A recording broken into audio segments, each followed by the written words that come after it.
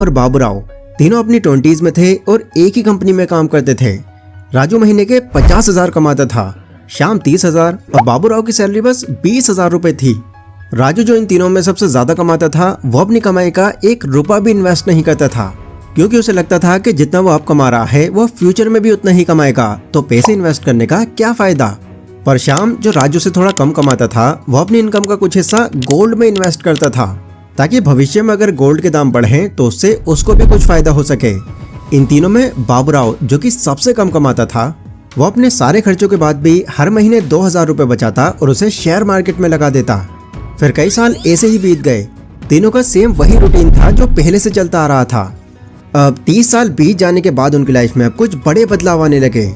राजू जो पैसे उड़ाने की आदत में पड़ गया था वो अब कर्ज में आ गया, क्योंकि जितनी उसकी कमाई थी उससे कहीं ज्यादा तो उसने अपने खर्चे बढ़ा लिए थे, जिसकी वजह से अपने बिल्स और EMI भरने के लिए उसको कई और जॉब्स भी करनी पड़ी। वहीं श्याम की जिंदगी पहले से थोड़ी बेटर हुई पर बहुत ज्यादा नहीं बदली।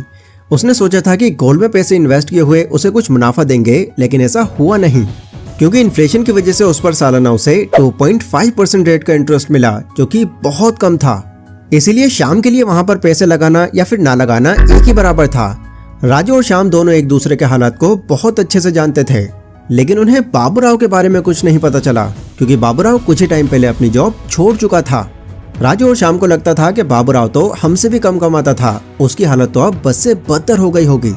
पर एक दिन अचानक से ही श्याम और राजू की मुलाकात बाबूराव से हुई। वहाँ वो अच्छे से मिले और बातचीत करने के बाद बाबूराव ने उन दोनों को अपने घर पर आने का इन्विटेशन दिया। जब राजू और श्याम बाबूराव के घर पर गए तो दोनों हैरान रह गए, क्योंकि बाबूराव एक बंगले में रहता था और उसके पास एक लग्जरी गाड़ी भी थी। ये वो बाबूराव था जो मुश्किल से पहले 20,000 रुपए कमाता था और एक छोटे से घर में रहता था। वो इतना सब कुछ अपनी इन्वेस्टमेंट की वजह से ही अचीव कर पाया, क्योंकि इतने सालों में उसके महीने के 2-2 हजार रुपए 4,67,21,603 रुपए हो गए थे। अब इसको आप मिरेकल बोलो या फिर कुछ और, ये जो भी था, इस जादू के पीछे कंपाउंडिंग का बहुत बड़ा हाथ था, क्योंकि इतने सालों तक पैसे इन्वेस्ट करने की वजह से बाबूराव के पैसे 30% कंपाउंड इंटरेस्ट से कई बार फोल्ड हुए, और फोल्ड होने की वजह से बाबूराव की 7,20,000 की इन्वेस्टमेंट 4,67,00,000 में बदल गई। अब देखो, जब भी लोग कंपाउंडिंग का नाम सुनते हैं तो सबसे पहली चीज उनके मन में यह आती है कि कंपाउंडिंग के हेल्प से इतने पैसे कमा पाना क्या वाकई में पॉसिबल है या फिर ये सिर्फ हवाई बातें हैं। तो डेफिनेटली इसका आंसर है हाँ, ये पॉसिबल है, पर इसके लिए आपको भी बाबूराव के जैसा माइंड लगाने की जरूरत है और इन्वेस्टिंग की आदत डालने की जरूरत है। अगर आप इन दोनों चीजों को लेकर कंसिस्टेंट रहते हो तो अपनी इन्वेस्टमेंट पर आप भी उसी तरह फायदा ले सकते हो जैसे बाबूराव ने उठाया है। लेकिन अब दूसरा सवाल यहाँ से ये बन रहा है कि अगर इतना कम अमाउंट इन्वेस्ट करके ही लोग अमीर बन जाते हैं तो मैक्सिमम लोग फाइनेंशियली इतना स्ट्रगल ही क्यों करते हैं। वेल, इसका रीजन ये है कि लोग कंपाउंडिंग के बारे में जानने के बाद भी उसका सही से फायदा नहीं उठा पाते, और SIP जो कि कंपाउंडिंग का फायदा उठाने के लिए सबसे बेस्ट मानी जाती है, उसको लेकर भी लोग अपने माइंड में कई मिथ्स बनाए हुए हैं। उनके मन में यही चलता रहता है कि यार SIP में रिस्क होता है, SIP में पैसा डूब भी सकता है, SIP स्कीम्स में ज्यादातर फ्रॉड ही होता है। अब ऑब्वियसली इसकी वजह यही है कि लोग ये समझ ही नहीं पाते कि SIP का प्रॉपर वे में यूज किया कैसे जाए।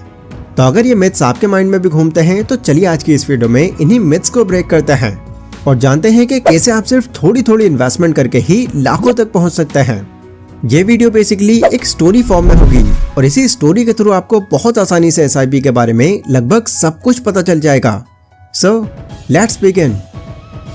हर्ष और राजीव दोनों व्यापारी हैं और दोनों शुगर का प्रोडक्शन करते हैं। हर्ष चीनी बनाने के लिए सभी किसानों की फसल कटाई के बाद एक साथ 300 रुपए किलो में गन्ना खरीदता है, जबकि राजीव ऐसा नहीं करता।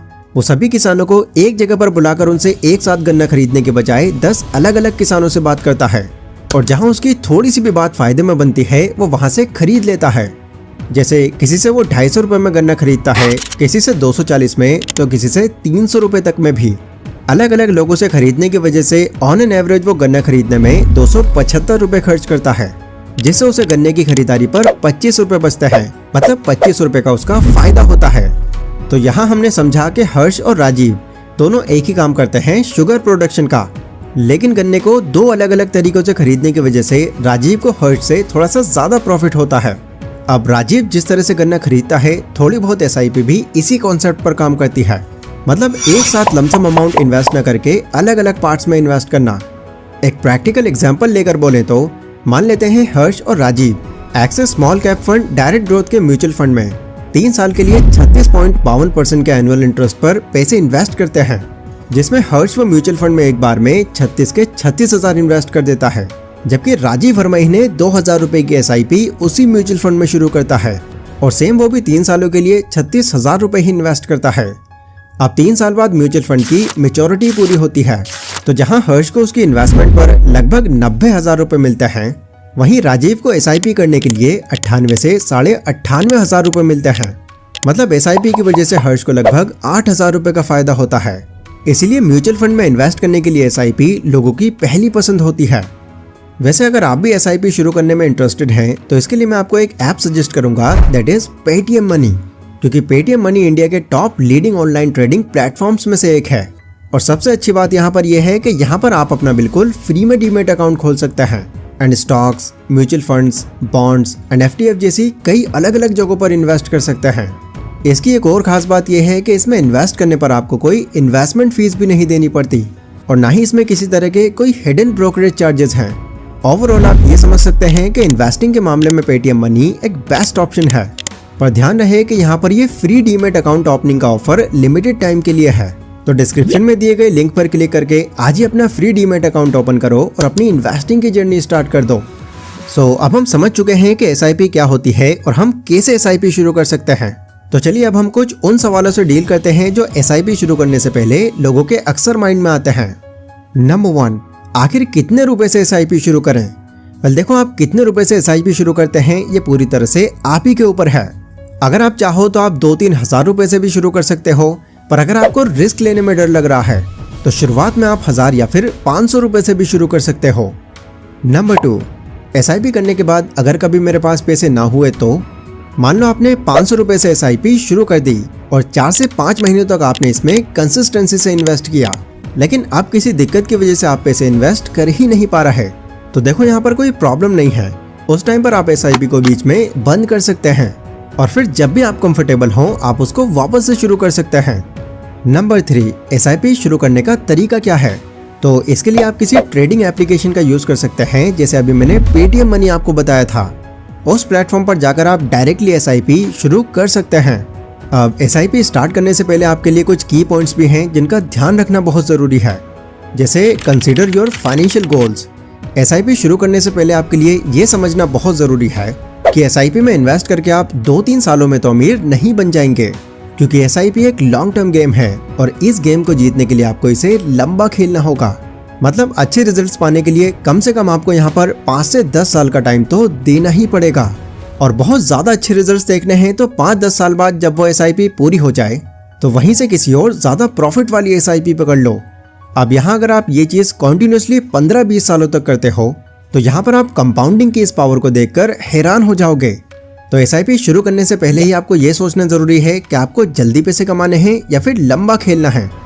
अगला है नो योर रिस्क एपेटाइट। यहाँ पर इन्वेस्ट करने से पहले आपको ये भी देखना चाहिए कि आप रिस्क कितना ले सकते हैं, क्योंकि अगर आपने गलत म्यूचुअल फंड में पैसा लगा दिया तो आपके पैसों पर प्रॉफिट बनने की कोई गारंटी नहीं है, या ये भी हो सकता है कि आपका उल्टा लॉस हो जाए।